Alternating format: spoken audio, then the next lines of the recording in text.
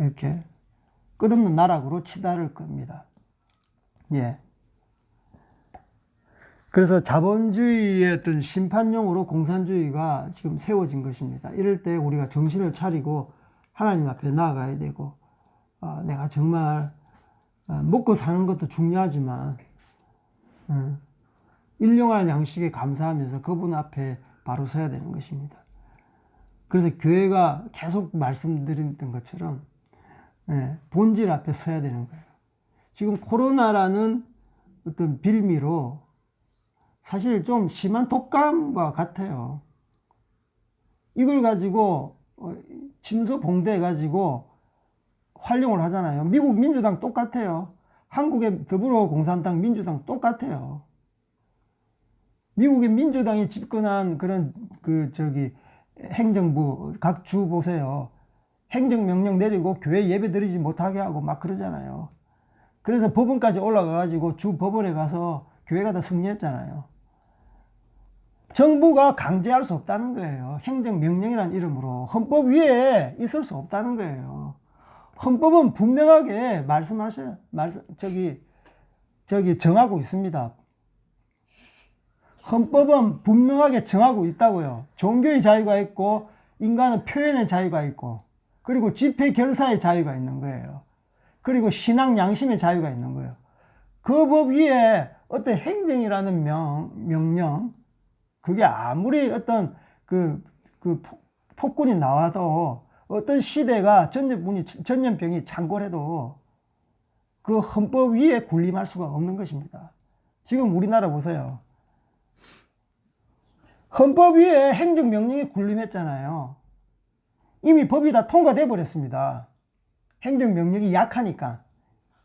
행정명령이 약하니까 이제는 그 법이 통과되었어요. 그래서 일명 교회 폐쇄법이라고 해요. 그래서 정부가 행정명령을 위반했을 때 그것을 갖다가 순종하지 않는, 듣지 않는 조직에 대해서는 강제적으로 폐쇄 조치, 그것을 할 수 있도록 법적인 이제 기반 장치가 이미 통과되었어요. 그래서 12월 30일부로 그것이 행해집니다. 직격탄을 맞을 그 조직은 바로 종교단체 교회인 거예요. 뭐 절하고 성당은 알아서 잘 기니까, 그들은 뭐 별 신경 안 써요. 오히려 정부의 비호 아래 쑥쑥 잘 자랍니다. 그래서 교회가 직격탄인 거예요. 그래서 예배도 이제는 우리가 행정명령 앞에서 뭐 우리가 듣도 보지도 못하는 언택트 예배, 비대면 예배 드려라 그렇게 말을 하는데, 하나님 앞에서 그 비대면 예배가 어디 있습니까? 그러니까 이제는 교회 건물 그 위주의 전통적인 교회 그 집회 방식에서 떠나야 돼요. 메뚜기처럼 이 장소에서 핍박받으면 저 장소에서 예배드리고, 저 장소에서 어떤 뭐 기밀이 새었다, 간첩도 아마 있을 거예요.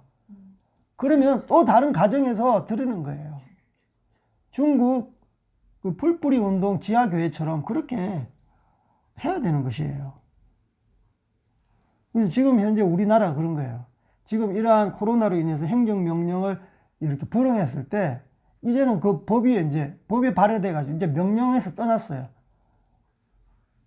교회가 이제 탄압이 이제 1차적으로 되는 겁니다. 그것이 왜 그렇게 됐습니까? 돈을 너무 사랑하니까. 교회가 돈 앞에 무릎을 꿇으니까. 그래서 여러분, 정말 여러분 교회가 은행에 저축하는 교회에 있으면 목사님한테 말씀하셔야 되고, 재정장로 안수집사한테 말씀을 하셔야 돼요. 헌금을 이렇게 하면 안 됩니다. 교회가 되려면 이렇게 낮은 곳으로 흘러가야 되는 것입니다. 초대교회에 그랬습니다. 막 3,000명, 4,000명 복음을 전하면 예수 믿겠다고 몰려오니까, 그리고 감사해서 자기 재물을 갖다가 사도들의 발 앞에 그냥 놔버리는 거예요. 왜냐하면 이 향유옥갑을 깨뜨린 이 마리아 여인처럼 너무 그 구원에 감사하고 자기 죄를 씻어주신 예수님의 은혜에 감사하니까 물질이 이제는 그렇게 가치가 없게 보이는 거예요. 그러니까 이 사도들이 12사도밖에 없었는데 이 사도들이 기도와 말씀이 전무해야 되는데 이제는 자기들의 역량을 초과해 버린 거예요. 워낙 물질이 막 들어오니까 3천 4천 명이 막 하루에 막 설교할 때 회심하고 돌아오고 헌금하니까 가난한 사람한테 나누는 것도 일이거든요. 또 공정하게 나눠야 되거든요. 그리고 뭐 헬라 유대인, 히브리 유대인끼리 또 그것 때문에 또 재정 때문에 왈가왈부하고 싸우잖아요. 우리한테는 많이 안 주고 저쪽으로 많이 흘러가고 너무 힘든 거예요, 공정하게. 그러니까 7 집사를 또 세워가지고 막 헌금 나누는, 헌금 흘러보내는, 헌금을 치리하기 위해서 그 7 집사를 세운 거예요. 물론 그 중에 스데반 집사님도 이렇게 순교를 하셨지만, 그러니까 이 교회가 헌금이 막 이렇게 많으면 오히려 저주입니다. 빨리빨리 흘러보내고 그것 때문에 갈등의 요소가 되는 거예요. 그것 때문에 갈등의 요소가 되는 거예요. 이 정부가 포퓰리즘 정책을 막 펴죠. 어려울 때 자기 돈도 아니잖아요. 국민 세금 가지고 선한 일은 다 해요. 영광은 자기가 다 받는 거예요. 그냥 아예 교회가 그냥 그걸 해버리면, 윌리엄 부스처럼 아예 그걸 해버리면, 오히려 이렇게 어려울 때 혹이라니까. 교회 건물이 중요합니까? 교회 건물을 팔아가지고 오히려 교회 건물이 커지는 것보다 교인들이 많아지는 게 좋지 않아요. 오히려 혹이라니까요. 절호의 찬스. 정부가 자기 돈도 아닌데 국민의 세금 가지고 이렇게 좋은 일 하는데 우리는 하나님의 돈 원래 성경대로 쓰라는 거예요. 왜 부동산을 삽니까? 왜 계속 건물을 구입합니까? 왜 은행에다가 저축합니까? 이럴 때일수록 더 풀어야 돼요. 고간을 풀어 제껴야 되는 거예요. 그래서 교회에 헌금을 갖다가 한 달 이상 묶여두면 안 되는 거예요. 물론 송금하고 이렇게 뭐 거리가 멀어서 이렇게 계좌를 통해 송금할 때는 뭐 은행은 또 유익한 수단이니까 활용할 수 있지만 그걸 한 달, 2달 계속 묶여버리면 10% 남겨두고 90%는 돈놀이를 합니다. 그러니까 우리나라 뭐 1000만 성도 또 교회는 하여튼 수만 개 있잖아요. 매주 거치는 헌금이 그 은행에 고리대금으로 흘러간다 생각하면 여러분 진짜 헌금 이렇게 사용하면 안 되겠다라는 생각을 하셔야 되는 거예요. 하나님도 싫어하시고. 그래서 하나님 앞에 정말 그분의 사랑에 반한 사람, 하나님을 사랑하는 사람, 예수님을 진짜 예수님의 보혈 때문에 그 십자가의 희생 사랑 때문에 내가 구원받았다고 확신하는 사람들은 이 거룩한 허비가 필요한 거예요. 그 헌금을 통해서 허비가 일어나는 거예요. 조직을 갖다 세상 사람들은 이 건물과 조직을 갖다 운영하기 위해서는 돈이 많으면 많을수록 좋아요. 곳간에 돈이 많이 쌓여 있을 수 있으면 얼마나 좋습니까? 앞날을 예측할 수 있으니까. 그러나 하나님의 그 조직, 그 교회는요, 조직은 아니지만 이 교회는요, 그렇게 하면 안 되는 거예요. 세상 사고랑 세상의 그 법칙, 조직 운영 방식이랑 다른 방식으로 해야 되는 거예요. 그러니까 미쳤다 그러죠. 헌금 나오면 다 흩어버리고, 헌금 나오면 다 흩어버리고. 그 하나님께서 기뻐하시는 거예요. 그러니까 세상 사람들이, 세상적인 논리와 자본주의 논리와 인간의 상식을 완전히 그냥 깨부수는 이러한 방식으로 교회를 운영하네. 교회가 이 땅 가운데 어렵고 힘든 자에게 이렇게 실질적인, 사실 돈을 흘러보낸다는 것은 실질적인 헌신입니다. 기도할 수 있고요.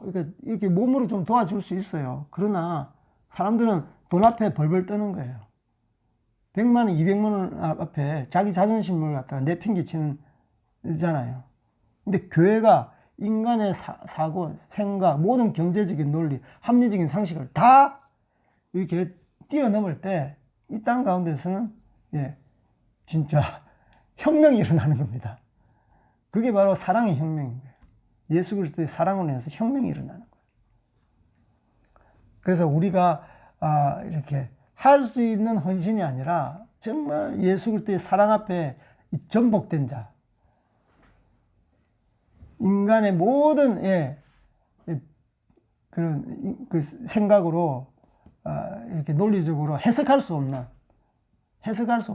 그런 엄청난 파워풀한 일들이 일어나는 거예요. 그게 바로 성령이 너에게 임하셨을 때 그 권능인 거예요. 폭발력인 폭발력, 사랑의 폭발력, 다이너마이트. 그래서 예수님의 사랑을 받은 자는요, 뭐 박사학위를 가진 사람이든, 하여튼 자기의 은사가 많은 사람이든 그것을 세상에서 나 세상을 위해서 사용하지 않겠다. 헌신짝처럼 이렇게 던져버리고 저 오지 열방을 향해서 나아가잖아요. 왜냐하면 예수님의 사랑이 더 가치 있고 더 귀하기 때문에 세상의 방법대로 나는 나의 이런 달란트, 나의 지식을 사용하지 않으련다. 그러면서 예수님 경신하면서 저 잃어버린 민족을 향해서 나아가는 게 아니겠습니까? 그게 바로 성령이 임하셨을 때 너희가 권능을 받고 예루살렘과 온 유대와 사마리아와 땅끝까지 이르러 하나님의 정인된 삶이 아니겠습니까? 그래서 여러분 예수님께서 말씀하셨어요. 이 복음이 전해질 때 이 마리아 행한 일도 함께 전해지기를 원한다라는 말씀을 하시고 있는 것입니다. 그래서 여러분 정말 하나님 앞에 다시 한번 자기 자신을 되돌아보고 그분의 첫사랑을 다시 한번 회복하기를 원하고, 그분의 첫사랑은 만문을 사랑하는 것이 아니라 예수님께서 나를 위해 그 십자가의 희생, 그것이 고마워서 그 고마워서 장례를 준비하는 향기로운 예수님의 영광을 드러내듯이 여러분 예수님 앞에 그런 헌신이 있기를 주님의 이름으로 축복합니다. 아멘. 우리 같이 기도했으면 좋겠습니다. 하나님 아버지 감사합니다. 정말 이 자본주의화되고 점점점 사람들은 돈을 좋아하고 돈과 사람을 택하라면 사람보다 돈을 택하고 돈보다 가족을 더 좋아하고 가족보다 돈을 더 사랑하고 이러한 일들이 우리 앞에 펼쳐지고 있습니다. 교회 또한 마찬가지입니다. 예수님을 사랑한다고 하지만 종교적으로 그렇게 흐르는 교회 그런 분위기도 있습니다. 주님, 정말 이 마리아가 예수님 앞에 비싼 향유를 깨트려서 다 허비했던 것처럼 예수님을 사랑하면 세상 사람들이 그렇게 애지중지했던 모든 것을 다 허비할 수 있는 헌신짝처럼 아버지 버릴 수 있는 그런 믿음이 우리에게 있는 줄 압니다. 우리가 예수님의 첫사랑 가운데 다시 한번 회복되게 하여 주시기를 원합니다. 아버지, 공산주의가 득세하고 있습니다. 아버지, 이 공산주의 이 세력이 이 우리나라 모든 아버지 영역에서 아버지 집권해서 교회를 못 살게 굴고 있고 교회를 문을 닫게 하고 교회를 폐쇄하려고 하는 그러한 상황 가운데 있사오니 아버지 교회가 공산주의자들을 미워하고 탓하는 것이 아니라 아버지 교회가 자본주의 영에 만몬의 영에 정말 침투하고 그것이 자리 잡은 것을 회개하고 돈을 사랑했던 것을 회개하고 하나님 앞에 더욱 통회하고 자복하는 심정으로 회개함으로 말미암아 아버지 교회 본질적인 사명 앞에 다시 회복되게 하여 주시옵소서. 무엇보다도 예수님만 더욱 사랑하는 한국 교회 되게 하여 주시고 성도 되게 하여 주시옵시고 모든 사역자 되게 하여 주십시오. 감사합니다. 사랑합니다. 이 모든 말씀 예수 그리스도 이름 받들어 기도 올리옵나이다. 아멘. 예수님께서 저희들에게 주신 주기도문 하고 예배를 마치겠습니다. 하늘에 계신 우리 아버지여, 이름이 거룩히 여김을 마시오. 나라의 것이며 뜻이 하늘에서 이룬 것 같이 땅에서 이루어지이다. 오늘 우리가 우리 죄인자를 사하여 준 것 같이 우리 죄를 사하여 주시고 우리를 시험에 들게 하지 마시오. 다만 악에서 나라와 권세와 영광이 아버지께 영원히 있사옵나이다. 아멘.